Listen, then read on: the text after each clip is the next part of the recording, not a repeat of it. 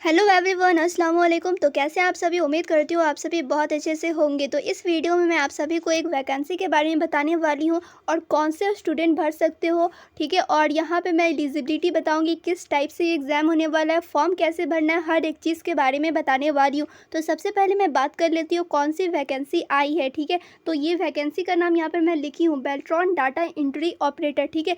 और इसके बारे में आप लोग खुद से भी जांच कर सकते हो। इसके बारे में आप लोग गूगल पे भी सर्च करोगे तो सारा कुछ इन्फॉर्मेशन वहाँ पे आ जाएगा, ठीक है। तो जो नोटिफिकेशन आया है, ठीक है, इससे जो नोटिफिकेशन आया सबसे पहले मैं वो दिखाती हूँ, ठीक है। उससे आप लोग को आइडिया मिल जाए कि हाँ कैसे भरना है, किस टाइप का क्वेश्चन पूछा भी जाएगा।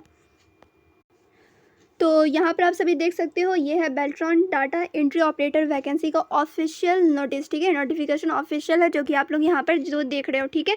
तो यहाँ पे सबसे पहले आप लोग देख सकते हो योग्यता क्या है, ठीक है, यानी कि एलिजिबिलिटी क्या है, योग्यता क्या है। तो आप लोग देख सकते हो 10+2 होना चाहिए, ठीक है। 10+2 पास होना चाहिए, यानी कि आप लोग को इंटर पास होना चाहिए। तो आप लोग समझ लो, मौलवी आप लोग पास करके रखोगे तो ये फॉर्म आप लोग भर सकते हो। उम्र सीमा, ठीक है, यहाँ पे आप लोग देख सकते हो, यहाँ पे तो यहाँ पे मिनिमम 18 ईयर्स होना चाहिए और मैक्सिमम 59 होना चाहिए।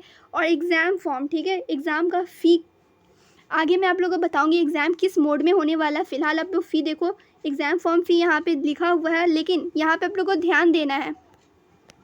ध्यान क्या देना है वो आप लोग यहाँ पर समझो। यहाँ पे आप लोग देख सकते हो, दिया हुआ है केवल बिहार राज्य के अनुसूचित जाति अनुसूचित जनजाति के लिए 250 रुपये लगेंगे, ठीक है। 250 रुपये किसके लिए लगेंगे? जो अनुसूचित जाति होगा, ठीक है। और यहाँ पे देख सकते हो, और ये फीमेल के लिए, ठीक है, फीमेल के लिए यानी कि महिला उम्मीदवारों के लिए भी 250 रुपये लगने वाले हैं, लेकिन जनरल के लिए, ठीक है, यहाँ पे आप लोग देख सकते हो, सामान्य आरक्षण कोटि एवं अन्य सभी उम्मीदवारों के लिए 1000 रुपये लगने वाले हैं, ठीक है। तो यहाँ पे आप लोग फ़ी देख लेना, अपना कास्ट कैटेगरी के हिसाब से आप लोग देख लेना फ़ी, ठीक है। चलो, अब यहाँ पे मैं आप लोगों को बता देती हूँ कि डेट कब तक रहने वाला है। तो 15 मार्च तक आप लोग ये फॉर्म भर सकते हो। स्टार्ट कब हुआ है? तो 20 फरवरी को शुरू हो गया था और 15 मार्च तक आप लोग ये फॉर्म भर सकते हो, जैसा कि यहाँ पे दिया हुआ है। और एक चीज़, अगर आप लोग को ये फॉर्म भरना है तो इसका आप लोग को सिलेबस भी मालूम होना चाहिए। सिलेबस कहाँ पर मिलने वाला है? तो सिलेबस इनके वेबसाइट पर मिलेगा, ठीक है। जैसा कि मैं आप लोगों को बताई भी थी, ये आप लोग सर्च करोगे तो इनके ऑफिशियल वेबसाइट पर पहुंच जाओगे और वहां से आप लोग सिलेबस भी डाउनलोड कर सकते हो। अगर फॉर्म भरना है, एग्जाम देना है, तभी आप लोग सिलेबस डाउनलोड करें, उसी के अकॉर्डिंग अपना तैयारी कर सकते हैं, ठीक है। मैं आप लोग को चैनल पर अपडेट देती रहूँगी, ठीक है। एग्जाम कब होगा इसका सारा कुछ मैं बताऊँगी। अगर आप लोग भर रहे हो सही में तो मैं आप लोग को बता दूँगी, ठीक है। ऐसे आप लोग चाहो तो इसके वेबसाइट पर जाकर ऑफिशियल सिलेबस भी डाउनलोड कर सकते हो और ऐसा कोई अलग से डेट आएगा तो वो भी आप लोग को वहाँ पर मालूम चल जाएगी, ठीक है। और एग्जाम किस टाइप से होने वाला है तो देख सकते हो, आप लोग को मालूम होगा हर एग्जाम एमसीक्यू रहता है, ऑब्जेक्टिव टाइप क्वेश्चन पूछे जाते हैं और इस तरीके से होने वाला, ठीक है। ये आप लोग थोड़ा सा पढ़ लेना, ऐसे मैं ऊपर ऊपर बता देती हूँ मेन जो चीज़ है। तो यहाँ पे आप लोग पढ़ोगे तो समझ में आ जाएगा, ऐसे मैं बता देती हूँ, ठीक है। एग्जाम होने वाला है आप लोग का कंप्यूटर बेस्ड होने वाला है, ठीक है। और क्वेश्चन किस टाइप से रहेंगे? तो एमसीक्यू रहने वाले हैं। एग्जाम टाइमिंग यहाँ पे देख सकते हो, परीक्षा 1 घंटे की होगी, ठीक है, जिसमें आप लोग देख सकते हो यहाँ पे एमसीक्यू कितने पूछने वाले हैं? 60 पूछने वाले हैं। कम से कम 50% नंबर आप लोग को आना चाहिए और यहाँ पे देख सकते हो ये कंपलसरी आना ही चाहिए पास होने के लिए, ठीक है। 50% अगर आप लोग को नंबर आ जाता है तब आप लोग पास कर जाओगे, ठीक है।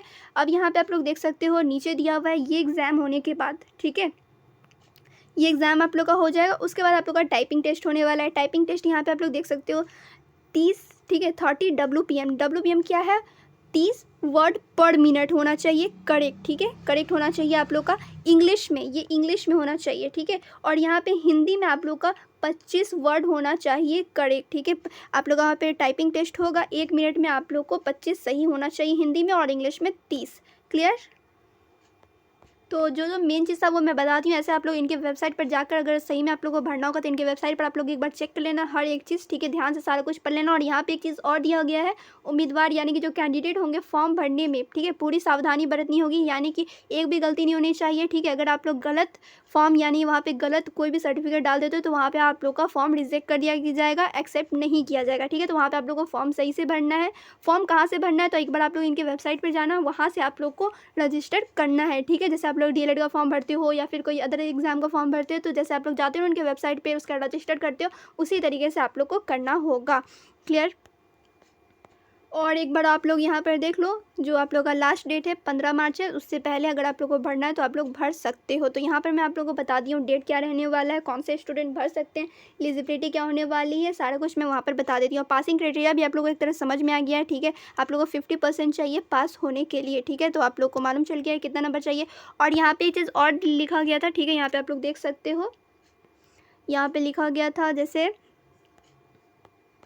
यहाँ पे आप लोग देखो, MCQ परीक्षा के पश्चात उसी दिन कुछ अंतराल के बाद टाइपिंग की दक्षता परीक्षा आयोजित की जाएगी। यानी कि जो आप लोग का MCQ एग्ज़ाम होगा उसके कुछ ही देर बाद, यानी कि उसी दिन आप लोगों का टाइपिंग टेस्ट भी होने वाला है। टाइपिंग टेस्ट किस टाइप से होने वाला है वो मैं आप लोग को समझा चुकी हूँ, ठीक है। आप लोग का यहाँ पे देख सकते हो इंग्लिश हिंदी दोनों का टाइपिंग टेस्ट होने वाला है। 1 मिनट में आप लोग को इंग्लिश में 30 वर्ड लिखने होंगे और यहाँ पे हिंदी में 25 वर्ड, ठीक है। यहाँ पे आप लोग देख सकते हो।